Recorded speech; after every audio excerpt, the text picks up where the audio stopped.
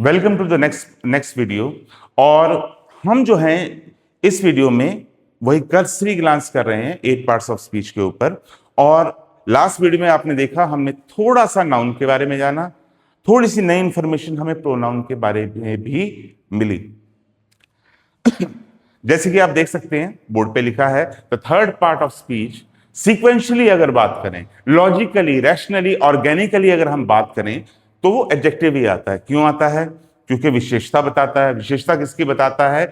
इससे पहले जो 2 पार्ट्स ऑफ स्पीच हुए हैं, 2 पार्ट ऑफ स्पीच हुए हैं, यानी कि नाउन संज्ञा और प्रोनाउन सर्वनाम, इन दोनों की जो विशेषता बताता है वो होता है एडजेक्टिव, विशेषण कह दिया। It always need a noun which is qualified or described by it. याद रखें, एडजेक्टिव जो होता है, in most cases there are definitely some exceptions, कुछ एक्सेप्शंस जरूर हैं, पर ये क्या करता है, इसको नाउन की जरूरत होती है। अरे वो चीज तो होगी जिसके बारे में, जिसकी विशेषता बताएगा। ये तो लॉजिकल भी है, जैसे कि न्यू, नया, स्मॉल, पिटाइट, कॉलोसल। मैं आपको इसका शब्द का मतलब बताता हूं। दिस इज माई या this is a new car, तो न्यू जो होगी वो विशेषण बन गई। नई किस चीज की विशेषता बता रही है? कार की विशेषता बता रही है। He is a small boy, small तो किसकी विशेषता बता रहा है? बॉय की विशेषता बता रहा है। स्मॉल क्या हो गया? एडजेक्टिव हो गया। Petite, she is a petite girl, petite का मतलब भी स्मॉल होता है, small frame.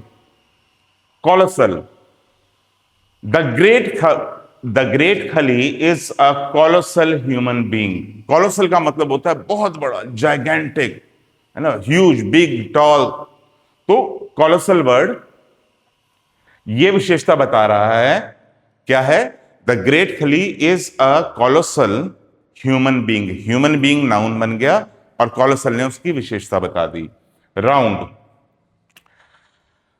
I like to eat round parathas, तो पराठास की विशेषता बता दी, राउंड। कैसे पराठे पसंद करता हूं, इसका मतलब यह भी होता है विशेषता बताना। विशेषता बताना हमने हिंदी में इसको ऐसा पढ़ा हुआ है, ऐसे भी तो कह सकते हैं ना हम कि adjective is a word which gives us some additional information about noun और pronoun।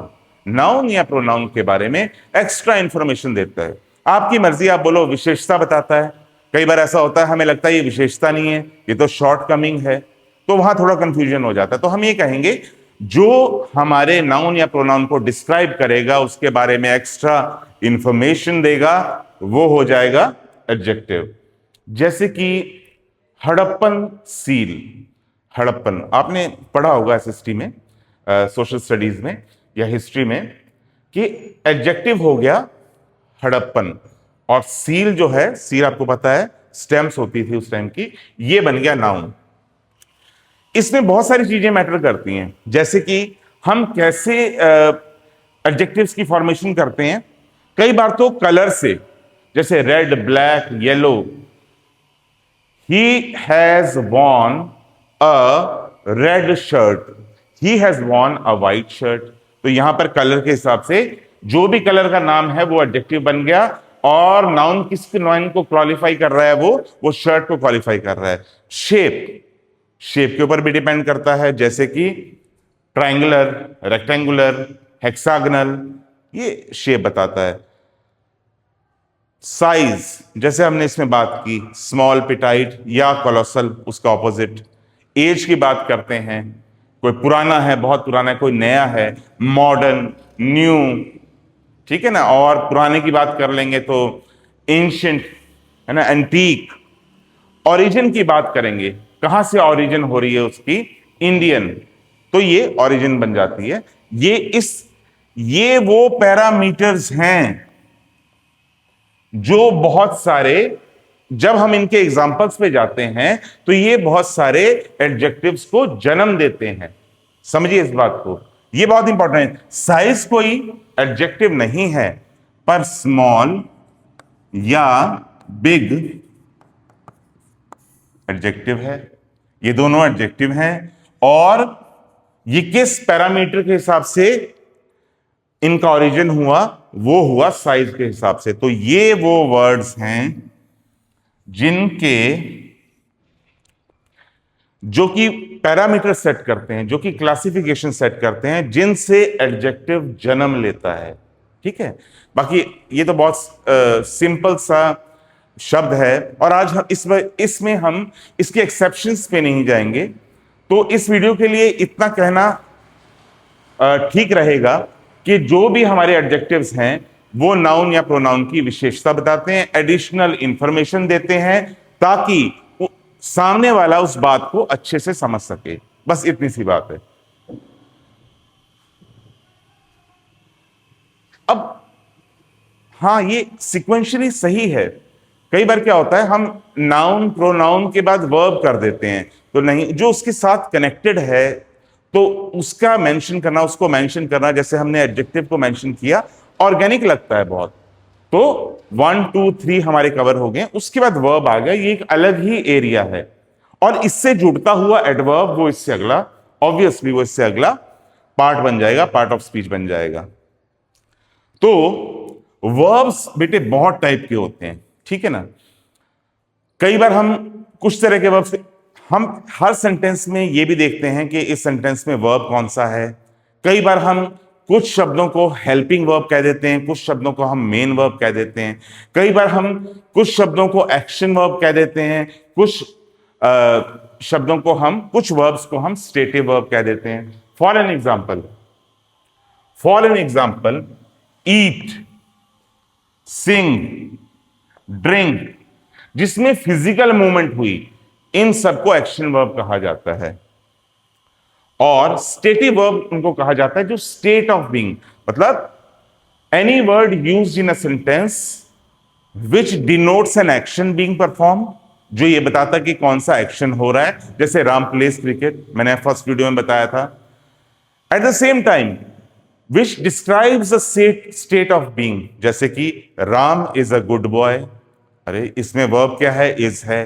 तो ये क्या कर रहा है? कुछ हो तो रहा नहीं है, कोई क्रिया तो हो नहीं रही है। राम एक अच्छा लड़का है, तो कुछ होना भी जो है एक स्टेट ऑफ बीइंग है, और वो वर्ब है। ये आई हैव 3 कार्स, तो इसमें मैं कुछ कर नहीं रहा, मैं ये नहीं कह रहा हूं I am driving a car. वहां ड्राइव जो शब्द है वो वर्ब बन जाएगा, एम जो है वो हेल्पिंग वर्ब बन जाएगा। मैं कह रहा हूं आई हैव 3 कार्स, मेरे पास 3 कार्स हैं। तो किसी का कुछ होना भी एक वर्ब कहलाता है। हमें इस बात का ध्यान रखना है कि जो क्रिया होती है, वर्ब होता है, वो एक्शन बताता है, एक्शन बीइंग परफॉर्म्ड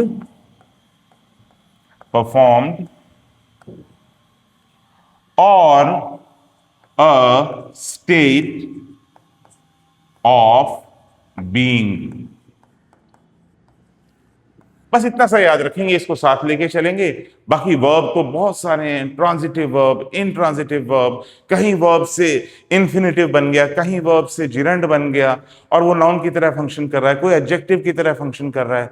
तो ये तो बहुत डिटेल चीज है, और यहां पर हमने वर्ब को समझा, इसके बेसिक्स को समझा। तो मैंने क्या कहा? Transitive verb, intransitive verb, gerund, infinitive, to infinitive, bare infinitive, ये सब हम अगली वीडियो में डील करेंगे। एडवर्ब, मैंने आपको शायद डेफिनेशन में बताया था, a word which gives further information, further information देता है। देखो हिंदी में इसको क्या बोलते हैं? क्रिया विशेषण। और इससे नामांकन से, इसके नाम से ऐसा पता चलता है कि ये जो क्रिया की विशेषता बताता होगा ना, वो जो है वो एडवर्ब होगा।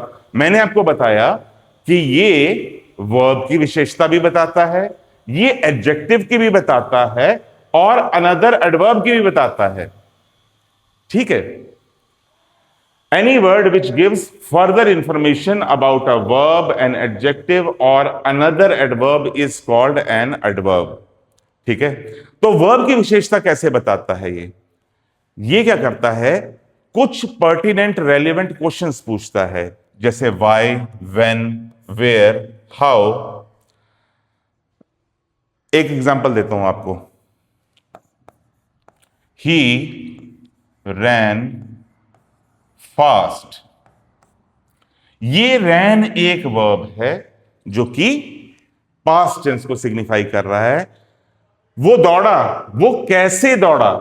तो दौड़ना वर्ब को के बारे में फर्दर डिस्क्रिमिनेशन, उसने पूछा कैसे दौड़ा, तो आंसर आ गया फास्ट, ही रैन फास्ट। अब अगर एडजेक्टिव की बात करें, हम एडजेक्टिव की बात करें, एक सेंटेंस है ही इज टॉल या he is a tall boy. ये बॉय नाउन है, ये जो टॉल शब्द है ये एडजेक्टिव है। अब मैं कहूं he is a tall boy, बहुत अच्छी बात है भाई, आपको पता है एडजेक्टिव क्या है, टॉल है। अगर मुझे टॉल है तो कितना टॉल है, he is a very tall boy. अगर मैंने यहां पर वेरी लगा दिया तो ये वेरी जो कि एक एडवर्ब है, यहां पर किसकी विशेषता बता रहा है, टॉल की। He is a very tall boy. इसका मतलब एडजेक्टिव की विशेषता बताने वाला भी एडवर्ब होता है। उसके बाद इसमें कुछ भी कर सकते थे, very tall, somewhat tall, considerably tall, कुछ भी कर सकते हैं हम। अब एडवर्ब वो होता है जो दूसरे एडवर्ब को भी क्वालिफाई करता है, दूसरे एडवर्ब के बारे में भी एडिशनल इंफॉर्मेशन देता है। तो हम देखें कैसे। ही रैन स्लो, यहां एक सेंटेंस बन गया, ही रैन स्लो, वो आराम से दौड़ा। अब सवाल उठा, ये रैन क्या है, ये रैन वर्ब है, स्लो क्या है? जैसे यहां ही रैन फास्ट में ये एडवर्ब था, ये एडवर्ब है स्लो, एडवर्ब। अब अगर मैं यहां पर पूछूं कि भी वो आराम से तो दौड़ा, पर कितनी आराम से दौड़ा, फर्दर क्वेश्चन, ही रैन वेरी स्लो, ही रैन वेरी स्लो। तो ये स्लो एक एडवर्ब था, इसके बारे में भी कुछ ज्यादा बता दिया, तो ये वेरी जो है यहां पर क्या बन गया, एडवर्ब बन गया। तो वर्ब के बारे में इंफॉर्मेशन देता है, हमने देखा रैन के बारे में फास्ट ने information the. Adjective very tall, he is, ये टॉल जो था एडजेक्टिव था, वेरी एडवर्ब ने इसको भी क्वालिफाई किया, मॉडिफाई किया। और अनदर एडवर्ब, यहां ही रैन स्लो, स्लो एडवर्ब था, वेरी ने इसके बारे में भी कुछ एक्स्ट्रा बता दिया कि वो काम हो रहा है, तो अगर वो स्लो दौड़ा तो कितना स्लो दौड़ा। तो यहां पर इससे हमें पता चलता है, हम अक्सर क्या है इसके नाम में पढ़ के कि क्रिया विशेषण है, हम सोचते हैं जो वर्ब के बारे में कुछ बताता है वही एडवर्ब है, उसके अलावा कुछ एडवर्ब नहीं है। तो हमें थोड़ा सा इसको ध्यान में रखना है। उसके बाद कंजंक्शन।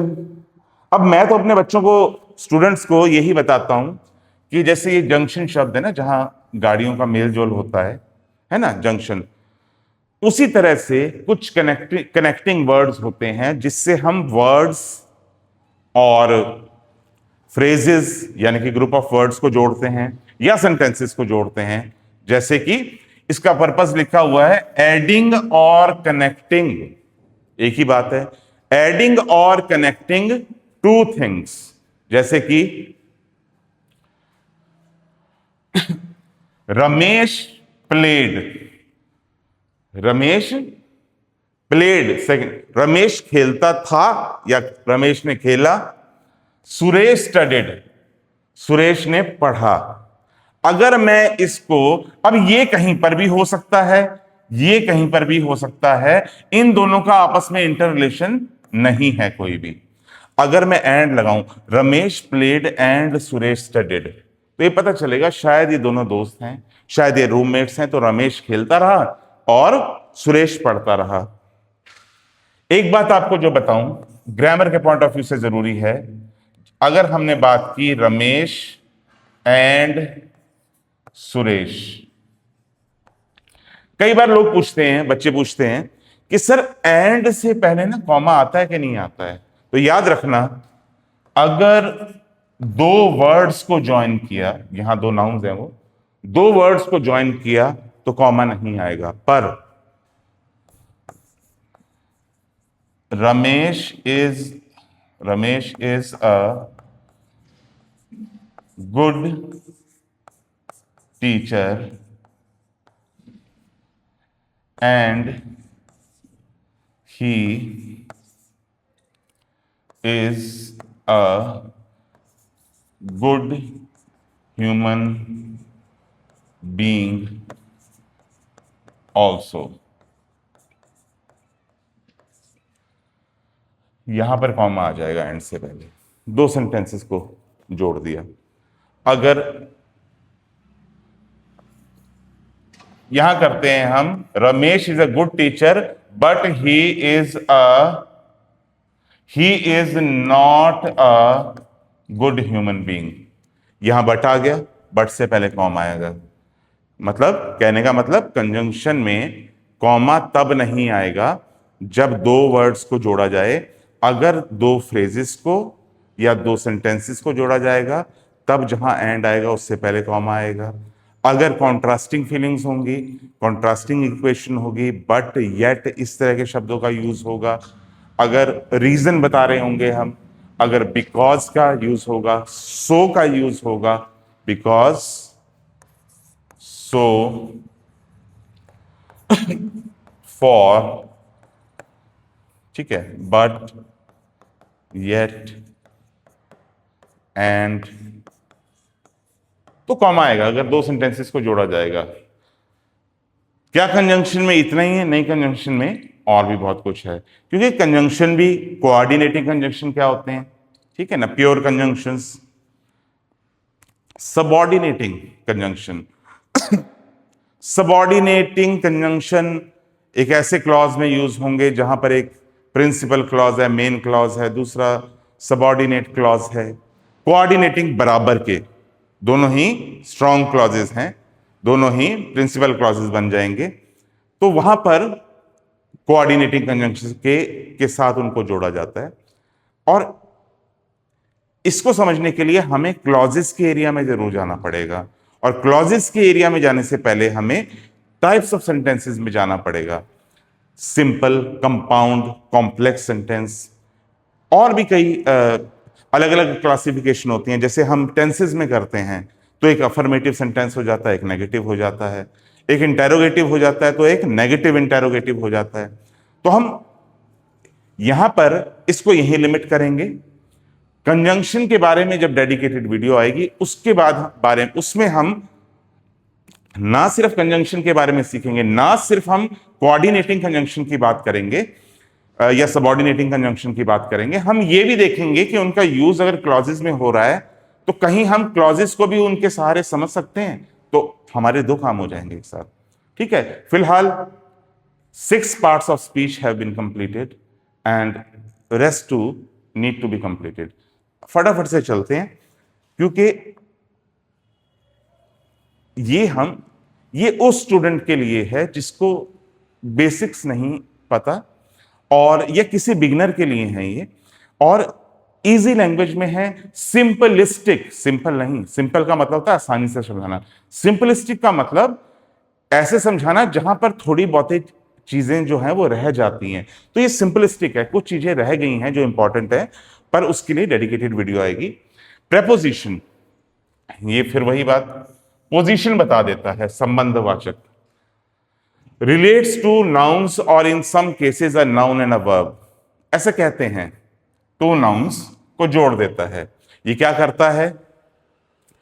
टाइम बता देता है, डायरेक्शन बता देता है, ड्यूरेशन बता देता है। जैसे कि मीट मी इन 10 o'clock तो नहीं होगा, meet me on 10 o'clock, meet me at 10 o'clock, at me at 10 o'clock। The dog is sitting on the table, ये टेबल है, यहां पर टेबल है इस बोर्ड के नीचे। The dog is sitting on the table मतलब उसके ऊपर बैठा है। The dog is sitting under the table, वो टेबल के नीचे छुप के बैठा हुआ है। The dog is sitting near the table. अब क्या है, ये जो तीनों शब्द हैं, बाकी सारे सेंटेंस सिमिलर हैं, इससे बहुत इससे डॉग और टेबल की रिलेटिव पोजीशंस क्या है वो पता चलती हैं, और एक ही शब्द की वजह से वो बदल भी जाती हैं। कभी डॉग ऊपर है और कभी बिल्कुल नीचे है, कभी पास बैठा है तो कई बार दूर बैठा है। तो ये प्रेपोजिशन है। एक बात हमेशा याद रखनी, इन सेंटेंस में आप देखेंगे बाद में टेबल शब्द आ रहा है। टेबल क्या है? नाउन है। Noun will always follow a preposition. Noun follow करेगा प्रेपोजिशन को, ठीक है। अच्छा, टाइम की बात करते हैं। टाइम तो हमने देख लिया, एट 10 AM। ड्यूरेशन की, कई बार हम कहते हैं ना, the class is from 10 AM to 12 PM। From 10 AM to 2 PM। तो फ्रॉम और टू क्या हुए? प्रेपोजिशन। क्या बता दिया इन्होंने? ड्यूरेशन बता दिया, ठीक है। और प्रेपोजिशन, प्रेपोजिशन एक बहुत डिटेल्ड पार्ट ऑफ स्पीच है, ऑफन ओवरलुक्ड। जितनी सिग्निफिकेंस इसकी है, क्योंकि बहुत कुछ होता है, कई बार फ्रेजल वर्ब्स बन जाते हैं, कई बार प्रेपोजिशनल वर्ब्स होते हैं। तो ये क्या टर्म्स हैं, इनके अंदर क्या डिस्टिंक्शंस हैं, ये हम आराम से डील करेंगे in the extended video of course. तो हम अगले ये इंटरजेक्शन करके will wind up this video, और मैं कोशिश करूंगा आज ही नहीं तो कल जो है मैं एक पार्ट ऑफ स्पीच जैसे नाउन से शुरू करूं और एग्जॉस्टिव वीडियो बनाऊं। उसके बारे में ऐसा कोई भी चीज ना हो, ना रूल्स हो, ना कोई एक्सेप्शंस हो जो छूट जाएं। अपनी कैपेसिटी के हिसाब से जितना मेरे को ठीक लगेगा और जितना मैं कवर कर पाऊंगा इंटरेस्टिंग मैनर में, मैं उसको करने की कोशिश करूंगा। इंटरजेक्शन, इंजेक्शन, विस्मय आदि बोधक, sudden burst of emotions, sudden burst of emotions, any word which signifies sudden burst of emotions, and इसमें क्या होता है? they are followed by an exclamation mark, या इंग्लिश में इसको सही इंग्लिश में से बोलते हैं एक्सक्लेमेटोरी मार्क, ठीक है। वाओ, अमेजिंग, कई बार हम कॉन्ग्रेचुलेशंस फॉर योर मैरिज। तो ये जो है ये इंटरजेक्शन के एग्जांपल हैं। क्या ये इतने सिंपल हैं? हाँ, सिंपल है compare to others previous 7 parts of speech. ये जो है ये इजी टॉपिक है। गलती कई बार कहां हो जाती है? एक चीज होता है, एक है एक्सक्लेमेटोरी सेंटेंसेस और एक है ऑप्टेटिव। जैसे हम कहते हैं ना, जब हम किसी के लिए दुआ मांगते हैं, जैसे मे यू लिव लॉन्ग, हम उसको एक्सक्लेमेटोरी नहीं कहेंगे, उसमें विस्मयादक नहीं हुआ, उसमें कुछ भी, उसमें कोई शॉक नहीं, कोई सरप्राइज नहीं है, उसमें हम कुछ मांग रहे हैं, बाद में चाहे उसमें साइन ऑफ एक्सक्लेमेशन लग रहा है। तो इसके लिए क्या होगा? वो उनको ऑप्टेटिव सेंटेंसेस कहा जाता है, और ये हम डील करते हैं। ये भी एक फर्दर क्लासिफिकेशन ऑफ सेंटेंसेस है, इन सबको हम डील करेंगे। तो if I try to sum up, noun संज्ञा, नाम होगा, पर्टिकुलर पर्सन का होगा, स्पेसिफिक का होगा, प्रॉपर नाउन हो गया, और क्लास का हो गया तो कॉमन नाउन हो गया। अगर हम उससे ऊपर जाने की कोशिश करेंगे तो ऊपर जाएंगे, ग्रुप का नाम हो गया, समूहवाचक संज्ञा हो गया, कलेक्टिव नाउन हो गया। मटीरियल नाउन क्या है? मटीरियल को सिग्निफाई करता है, और जो द्वंद है वो किसके बीच में है? एब्स्ट्रैक्ट और कंक्रीट। मैंने कह दिया ये कंक्रीट है, मतलब कि इसकी फिजिकल एग्जिस्टेंस है, हम इसको किसी ना किसी तरह से देख सकते हैं, 5 सेंसेस से परसीव कर सकते हैं। एब्स्ट्रैक्ट है कुछ, सेकुलरिज्म कुछ होता है, सोशलिज्म कुछ होता है, डेमोक्रेसी कुछ होता है, बहुत उससे हमारा देश चल रहा है। We are the largest democracy, India is the largest democracy and I am very proud of that. तो पर उसके बावजूद भी उनका कोई फिजिकल एग्जिस्टेंस नहीं है, उनको मेजर नहीं किया जा सकता। उसके बाद काउंटेबल, अनकाउंटेबल नाउन जो हमने अभी इसमें नहीं किए, कि किसको काउंट किया जा सकता है, किसको काउंट नहीं किया जा सकता। अब ये क्यों नहीं किए? क्योंकि डेडिकेटेड वीडियो आनी है। काउंटेबल में क्या होता है? अब आप कहेंगे कि शुगर, शुगर के दानों को तो हम गिन सकते हैं जी? नहीं। जिस उसके लिए हम जनरली क्या यूज करते हैं? हम units of measurement. Give me 1 kilogram of sugar. मैं कभी ये नहीं कहूंगा गिव मी 2 शुगर, मैं कहूंगा गिव मी 2 kg शुगर। ठीक है ना? तो वहां पर हमें यूनिट्स ऑफ मेजरमेंट लगाने लगे पड़े, तो वो अनकाउंटेबल नाउन हो गया। जहां मैं कह सकता हूं there are 2 boys in my class, 2 boys, तो ये काउंटेबल नाउन हो गया। अच्छा, article, indefinite article a and a, sorry, definite article the, indefinite article a और एन कहां यूज होते हैं? भाई वो काउंटेबल नाउन के आगे यूज होते हैं, अनकाउंटेबल के। गिव मी अ शुगर नहीं हो सकता, ही इज अ बॉय हो सकता है। गिव मी अ मिल्क नहीं हो सकता, गिव मी अ मिल्क नहीं हो सकता। Give me a glass of milk हो सकता है, गिव मी अ मिल्क नहीं हो सकता। तो हमें यहां भी ये भी पता चल गया कि मतलब सब कुछ ज्वाइंट है। समझ रहे हैं आप? ये अलग अलग चीजें हैं, तो ये आपस में ज्वाइंट है, इंटर रिलेटेड है। और ऐसा होगा कि हम 8 पार्ट्स ऑफ स्पीच करेंगे, पर जिसको हम कंपैरेटिवली डिफिकल्ट मानते हैं क्लॉजेस को, या सिंपल, कंपाउंड और कॉम्प्लेक्स, यहां पर काफी बच्चों को डिफिकल्टी आती है या कंफ्यूजन होता है कि कंपाउंड और कॉम्प्लेक्स। सिंपल तो समझ आ गया हमें, पर कंपाउंड जहां पर एक से ज्यादा क्लॉजेस हैं, और कॉम्प्लेक्स वहां भी एक से ज्यादा क्लॉजेस हैं, तो किसी को कंपाउंड किसी को कॉम्प्लेक्स क्यों कहना है?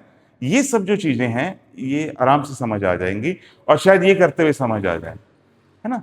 तो हम वो डील करेंगे, और क्योंकि तब मेरे पास कंसंट्रेट करने के लिए एक टॉपिक होगा नाउन, उससे रिलेटेड जो भी चीजें होंगी मैं उसको डील करूंगा। और आई होप आपको ये समझ आया।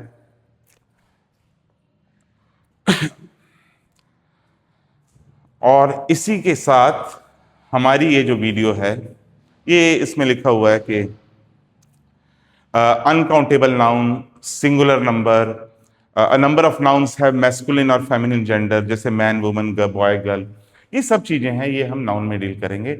आई hope you like this video, है ना? आप अपने कमेंट्स भी जरूर दीजिए, because that will help me improve my teaching skills and my knowledge of grammar as well. आप लर्न कर रहे हैं, मैं भी आप लोगों के साथ लर्न कर रहा हूँ। So thank you so much.